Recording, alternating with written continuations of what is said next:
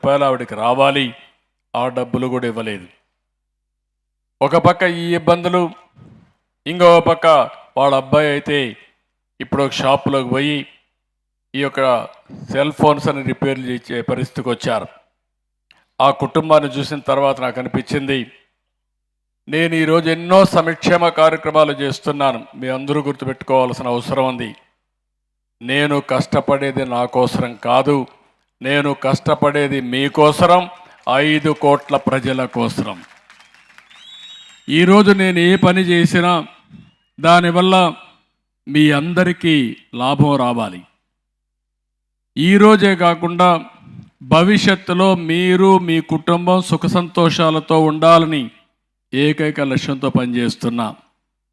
అందుకే మీరు ఒకసారి చూస్తే మిగిలిన విషయాలు నేను మాట్లాడతాను. ఈ కుటుంబాల విషయాలు మాట్లాడిన తర్వాత ఈవిడ్ని చూసిన తర్వాత నాకు అనిపించింది, ప్రతి ఒక్కరికి ఒక ఆలోచన, ఒక ఆశ ఉంటుంది. జీవితంలో ఒక ఆశయం కూడా ఉంటుంది. రెండో అమ్మాయిని అడిగాను, కృష్ణవేణిని, ఏమవుతావో అని అడిగాను. ఇంటర్మీడియట్ చేస్తున్నాను, కోచింగ్ కూడా తీసుకుంటా, డాక్టర్ అవుతానని చెప్పి ఆ అమ్మాయి ధైర్యంగా చెప్పే పరిస్థితి వచ్చింది. అంటే ఒక డాక్టర్ కావాలని ఒక పేద కుటుంబం కోరుకుంటుంది. ఒకవేళ ఏదైనా జరిగితే ఆ కుటుంబానికి విధి వక్రీకరించడం తప్ప ఇంకోటి కాదు. నేను అందుకే ఆలోచించాను, వారికి ఇవ్వాల్సిన 38,38,000 రూపాయలు, 40,000 రూపాయలు రావాలి, ఇమ్మీడియట్గా శాంక్షన్ చేయమన్నాను. ఈ గ్రామంలో అందరికీ ఒక 25 లక్షల రూపాయలు బకాయిలు ఉన్నాయి. ఈరోజే శాంక్షన్ చేస్తున్నా. అందరి పాత బకాయిలన్నీ ఇండ్లకు పూర్తి చేసే బాధ్యత ఈ ప్రభుత్వం తీసుకుంటాం.